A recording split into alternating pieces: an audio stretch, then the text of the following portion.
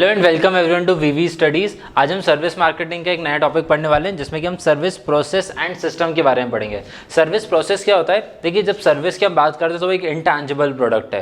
Basically आप उसको देख नहीं सकते हो, आप उसको फील नहीं कर सकते हो, बट उसका एक प्रोसेस होता है। अब प्रोसेस क्या होता है कि अगर आप अपनी कंपनी का एक स्टैंडर्ड बनाना चाहते हो, अपना ब्रांड नेम बनाना चाहते हो, जैसे कि आप कहीं पर अगर अपनी फ्रेंचाइजी दे रहे हो, आप अलग अलग सिटीज़ में जाके अपना आउटलेट्स ओपन कर रहे हो, तो आपको एक सर्विस का एक प्रोटोकॉल बनाना पड़ेगा, एक प्रोसेस बनाना पड़ेगा। और ये कौन बनाता है? एक जो आपका ऑर्गेनाइजेशन है, उस ऑर्गेनाइजेशन में आपको एक अलग से डिपार्टमेंट को बनाना पड़ेगा, जो डिपार्टमेंट सिर्फ आपके पूरे प्रोसेस को सिंक में लेकर आएगा। फॉर एग्जांपल, जैसे अगर आपके मान लीजिए कि A department, B department, C department, D department है, ऐसे 4 डिपार्टमेंट है और चारों डिपार्टमेंट अलग अलग काम कर रहे हैं, बट वो उन चारों कामों का एक कॉमन ऑब्जेक्टिव होना चाहिए और उसको कॉमन एक सिंक में लेकर आना पड़ता है। तो तभी जाके आपका सर्विस प्रोसेस इन लाइन होगा, ताकि आप अपनी कंपनी के ऑब्जेक्टिव को क्लियर कर पाओ। अगर हर डिपार्टमेंट अलग तरीके के काम कर रहा है, फॉर एग्जांपल जैसे आप मार्केटिंग कर रहे हो फॉर 5G सर्विसेज और आप बना रहे हो 4G सर्विसेज, आप मार्केट में सप्लाई कर रहे हो 3G सर्विसेज, तो आप बेसिकली आप you are in everywhere, you are in every place. तो आपका कभी भी आपकी जो कंपनी है वो उसके अलग अलग डिपार्टमेंट कभी सिंक में नहीं आ पाएंगे, तो आपकी कंपनी प्रॉफिटेबिलिटी कैसे अर्न करेगी? सो उसके लिए आपको एक SOP बनानी पड़ेगी, स्टैंडर्ड प्रोसीजर बनाना पड़ेगा, ताकि आपका जो काम है वो हर जगह पे एक ही तरीके से एक ही सिंक में काम करे। अब जिसमें जैसे हम एक एग्जांपल लेंगे, अगर हम एक फूड रेस्टोरेंट होगा तो वहाँ पे कोई भी एक कस्टमर आता है, तो कस्टमर आके पहले ऑब्वियसली आउटलेट को एंटर करेगा, तो वहाँ पे कस्टमर एक इंप्रेशन जनरेट करेगा about the restaurant. For example, मैं किसी रेस्टोरेंट में जब एंटर कर रहा हूँ और उसकी सीटिंग प्रॉपर ना हो, एक सीट कहीं पे है, दूसरी सीट कहीं और पे है, टेबल्स क्लीन नहीं है, तो मेरा first impression he about that restaurant will be very poor. और शायद है कि अगर मैं बहुत ज़्यादा हाइजीन कॉन्शियस हूँ और अगर मेरे को इस तरीके की सीटिंग्स पसंद नहीं है, तो मैं उसी टाइम वहीं से एग्जिट कर जाऊँगा। But if I like it, सब अगर प्रॉपर होगा, तो मैं वहाँ जाके फिर मैं एक सीट देखूंगा जो खाली सीट होगी, अदरवाइज आज द वेटर कि वहाँ पे अगर कोई खाली सीट होगी और मैं वहाँ जाके अपने अकोमोडेशन लूँगा।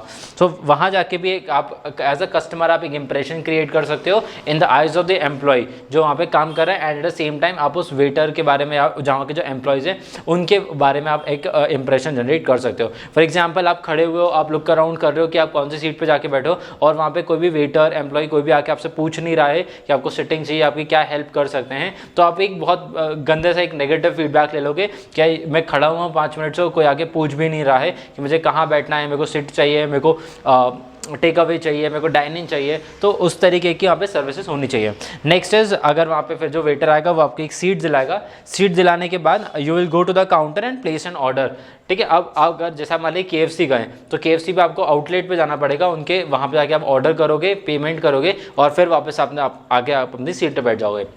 अदरवाइज उनका प्रोसेस क्या रहेगा? हो सकता ज़रूरी नहीं कि आप हर जगह पे आपका आउटलेट हो और जाके आपको ऑर्डर करना पड़े। मोस्टली कैफ़ेज़ या रेस्टोरेंट में आप अपने सीट पे आके बैठते हो और वेटर आके आपसे आपका ऑर्डर लेता है। सो वो सबका अलग अलग प्रोसेस होता है। Next, you will collect the order. अब आपका जैसा भी डाइन इन है, आपका टेक अवे है, तो आप वैसे ही अपना फूड को ग्रैब करोगे and you will take the seat, enjoy your food and then you will leave the outlet. So ये एक बेसिकली एक कस्टमर जर्नी पूरी बन जाती है आपके प्रोसेस में, कि कस्टमर एंटर किया और कस्टमर ने लीव किया। इस बीच में जो उसकी सारी स्टेप्स हैं, आपको हर स्टेप पे अपने कस्टमर का ध्यान रखना पड़ेगा। जैसे कि मैंने आपको at the time of entry बताया, at the time of seating बताया, फिर जब वो ऑर्डर कर रहा है, अगर ऑर्डर करते हुए उसको पेमेंट में इशूज़ आ रहे हैं, अगर जो एम्प्लॉई है बहुत ज़्यादा टाइम लगा रहा है, वहाँ पे लाइन लगी हुई ऑर्डर देने के लिए, तो एक अगेन आप very bad impact it will leave. So आपको इन सब स्टेप्स के ऊपर ध्यान देना पड़ेगा। और एज अ कंपनी आपको एक SOP बनानी पड़ेगी। जैसे KFC की SOP है, हर जगह पे KFC में एक ही तरीके का प्रोसेस चलता है। डोमिनोज आप जाओगे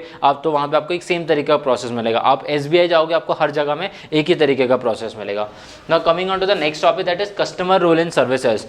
customer is a very important person in this whole chain. आप जब मार्केटिंग करते हो तो ऑब्वियसली आपके एम्प्लॉयज़ मार्केटिंग कर रहे हैं, आपका ऑर्गेनाइजेशन मार्केटिंग कर रहा है, बट उस मार्केटिंग में की रोल प्ले करता है कस्टमर। कैसे? सबसे पहले customer as a productive resource.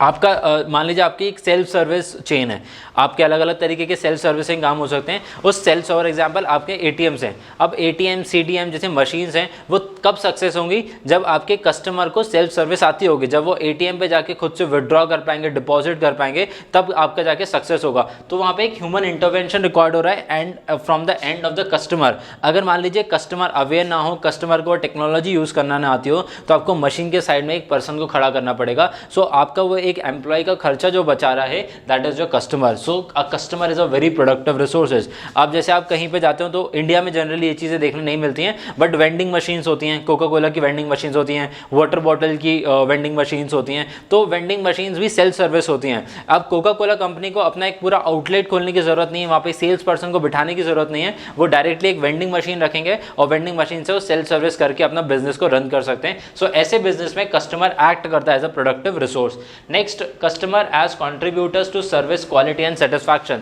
अब आप किसी भी जगह जाके अगर आपने सर्विसेज अवेल करी है और आप वहाँ पे एक बहुत हैप्पी कस्टमर हो या फिर एक सैड कस्टमर हो, मान लीजिए मुझे कुछ किसी रेस्टोरेंट के या किसी पर्टिकुलर बैंक की कोई सर्विसेज पसंद नहीं आई, तो मैं उनके जाके फीडबैक फॉर्म में वो चीज़ लिखूंगा ताकि सामने वाली कंपनी को पता चले कि वो कहाँ पे लैग बिहाइंड कर रहे हैं। तो मैं उनको हेल्प करूंगा, उनको बताऊंगा कि वो कहाँ पे क्या गलती कर रहे हैं, किस तरीके से अच्छा कर सकते हैं ताकि उनकी सर्विस क्वालिटी अच्छी हो। और क्योंकि मेरा एक बैड एक्सपीरियंस रहा है बट बाकी कस्टमर्स का बैड एक्सपीरियंस ना हो, तो उनके सेटिस्फैक्शन को एनहांस करने के लिए आपके रिव्यूज़ और फीडबैक्स बहुत इंपॉर्टेंट हो जाते हैं। And lastly, customers as competitors.